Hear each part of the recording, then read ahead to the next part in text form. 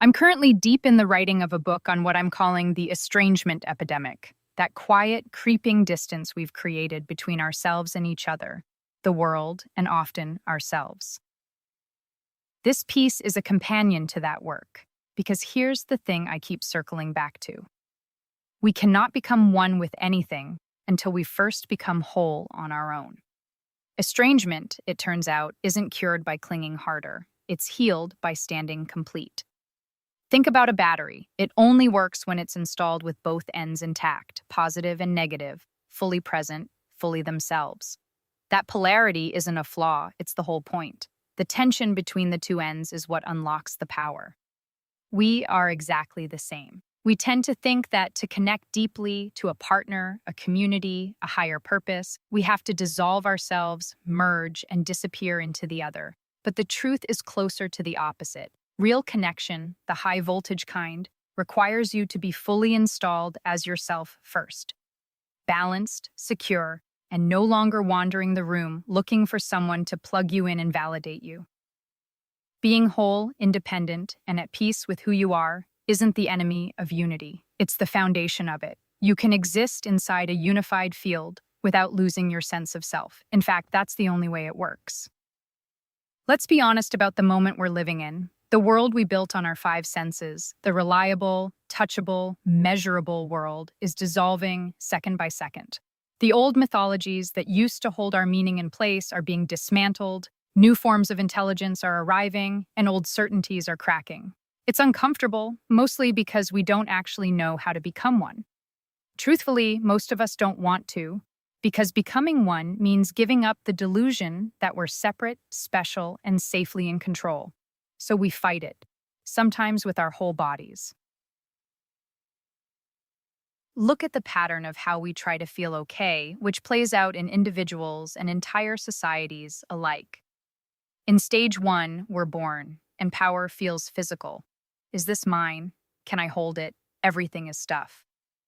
In stage 2, we get uppity. We reach for power over ourselves. Don't talk to me like that. You can't use that tone with me. We start policing how others behave just to feel our own strength.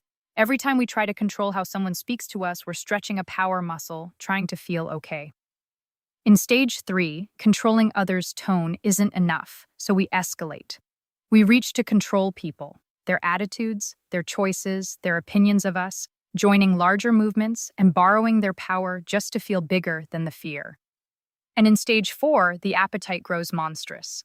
We imagine we hold the power of life and death itself, where other people become threats. Too different, too much, too in the way. This is right where the whole thing implodes. Because when you've amassed so much control that other humans become dangers to be managed, you fall into a peculiar madness. Bodyguards, food testers, bunkers, escape rockets. Everyone's after you, and there's no peace anywhere. Why? Because there's no genuine support underneath a life built on control. Here's the quiet correction, and it's disarmingly simple. The power of your own soul is enough. You have no idea how much power you actually carry, not the controlling kind, but the radiating kind. The kind that empowers other people simply by being fully, wholly yourself and letting your soul shine outward. We keep grasping for control because we're estranged from ourselves, each other, and trust. We think if we can just manage everyone and everything, we'll finally feel okay. But that appetite never fills. It only escalates until it collapses. The way out isn't more control, it's wholeness. Become one within yourself first. Find where you're at odds with your own life, where you still need to be right, no more, have your way, or be better than the person next to you. Every one of those have-tos is a small act of separation, a little vote for estrangement. We won't live to see full unity arrive, but we are absolutely living to see the old, separated world break down. And that breakdown is not a tragedy, it's a labor. Our job isn't to control the outcome. It's to get whole, to pull out the little pebbles in our minds that whisper, "It's not possible, you're too old, you don't have enough," or "you have to win this."